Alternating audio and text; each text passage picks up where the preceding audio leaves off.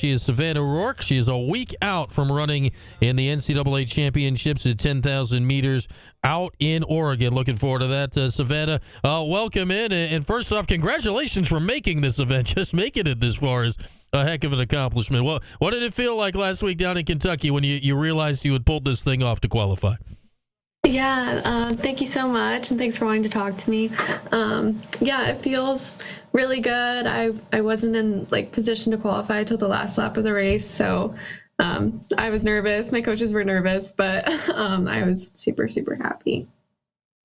All right, take me through that, because, I'm reading up on this race here, and for those that don't know, there's a bunch of you in the race, 12 qualify out of your regional down in Kentucky to go. I guess there was a breakaway pack of 13, and you were not in the breakaway pack. How is this hitting you as you're going on? When did you realize they got away? Did you know how many were up there? How was this hitting you as the race went along? Yeah, I was not in the pack. It was definitely very stressful, but I had, I didn't feel great, but I had the scoreboard so I could kind of see and look up and see that I was in 13th or 14th. I think they broke away with a mile and a half to go. And so in the last mile, I was just telling myself, you got to qualify. And I kind of went as hard as I could and thankfully got the last spot. So. All right, I was going to ask you that, Savannah, how you knew how many were in the pack. So, are you counting while the race is going on? It was the video scoreboard at the track, which was your guide? Do you have coaches yelling at you? How was the best way to keep track of that? Yeah, definitely a little bit of counting. It gets confusing in the 10K, especially with lapping runners. You can't entirely tell what place you're in, but especially in the last mile, all the boys on my team had already raced, so they were there watching, kind of yelling at me, 13th, you got to get 12, stuff like that. So that was really sweet, and definitely a lot of people cheering for sure. Okay, so that is helpful. I do wonder, okay, so you get to the end, you catch at least part of this pack, you get to the end. Did you know when you crossed the finish line if you had passed enough people, or were you waiting for the results to go up? I knew. I think in the video I kind of put my hands up and clapped, but my coaches weren't sure just because it was so close, and so we were all just kind of staring up at the scoreboard, and it was a huge relief to see I snagged it. So. Really cool, because it's one of those crazy things, right?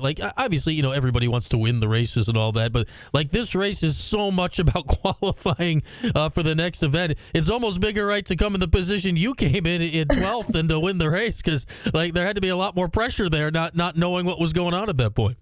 Oh, yeah, for sure. I mean, yeah, me and the Georgetown girl, I think that got 10th or 11th, were just kind of talking in the race, you got it, we can do this. It's a very stressful kind of situation, but yeah, super, super proud of it, even though, it's not first or second, but really, really cool moment for sure. Savannah Roark is with us. A week from tonight, Savannah, you'll be on the track out in Eugene racing for the national championship late night next Thursday. It's I think the race starts after 11 o'clock Eastern. You'll be one of the last races off next Thursday.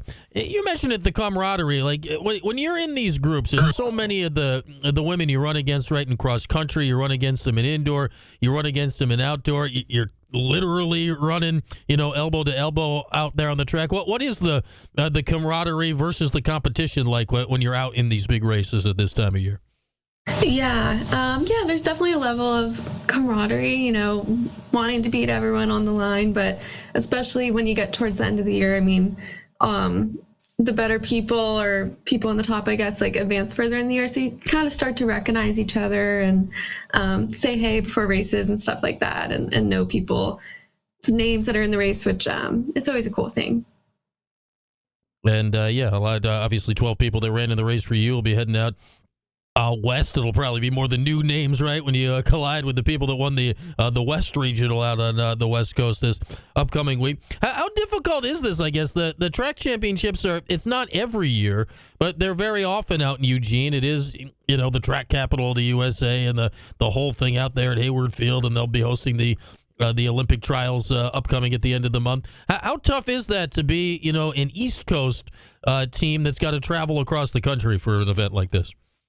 Yeah, it is a bit of travel, but thankfully, we get pretty used to it, going to Georgia for ACCs and Stanford earlier in the season. You kind of know how to manage some of that fatigue on your body from traveling. But yeah, having the race at Eugene is super cool. And I've never been there, but just the history on that track, knowing, people have become Olympians on that track and stuff like that. Yeah, so I'm super excited to race on it. Yeah, well, what's that going to be like for you? Because it is, for those that don't know, the capital of track in the United States. There was just, the Prefontaine Classic was there last weekend. It was on NBC. And a couple of weekends, literally, I think it's 2 weeks from now, maybe, the Olympic trials will be going on out there. To get to run where all that's going on, what do you think that's going to mean to you when you're doing it? It's going to mean a lot. I mean, just doing, I'll have a little workout on Monday on the track. So just to kind of see it before I race and have a moment of calm to myself running alone on the track. I mean, I'm definitely going to soak that in and just feel proud of myself, remembering in high school, just watching videos of it and now racing on it. I mean, it's a pretty fun moment for me. So. Savannah Roark is our guest. She'll be racing for the national championship a week from tonight out in Eugene, one of 24 that'll be in the field for the 10,000 meters championship next week. You're not the only orange to be going out there. Sam Lawler's going to run in the men's 10,000, Benny Anderson in the men's 1,500. I think we see this every year, right, Savannah? There's always multiple orange athletes that get to go to this thing. How important is that for you guys that, hey, you're not out there alone? There are several of you that get to participate in this thing. Yeah. Oh, it's super cool. I'm really proud of them and excited to travel with them. Sam has been super consistent this year. It's cool to see him have a breakthrough, and obviously been a true freshman going to nationals is not easy to do. So I'm excited to see how his career pans out here. But yeah, we love going to these bigger races together, especially when it ends up being a smaller crew at the end. I think it helps us bond, and we bond more with our coaches too, just having those moments together. Well, take me to your path here, Savannah. You've told these stories before about you were a military kid. You moved all over the place growing up. How did that lead you getting into cross country and track and getting to the level where you're at right now? Yeah, I love talking about it, and I think it's definitely contributed. I mean, it's hard moving around that much as a kid, making strong friendships. So that's why I started running, was just to meet people, and then found out I was actually good at it. And so that's really helped throughout time. And just, I always have a built-in community with whatever team I'm on. So it's been huge for sure. All right. When did you realize you're good? Was it, racing? Was it running fast times? What was it that clued you in you were actually good at this? Yeah, I've always loved running. And I remember in 8th grade, I didn't have any experience racing or anything like that. And, the coach actually told me not to try out. And then at tryouts, I ended up running 5:45 mile, at 13, and my parents were really excited, and they were just like, that's actually good. And I was like, oh, great. So I just loved it, and that made it easier, and just kind of stuck with it.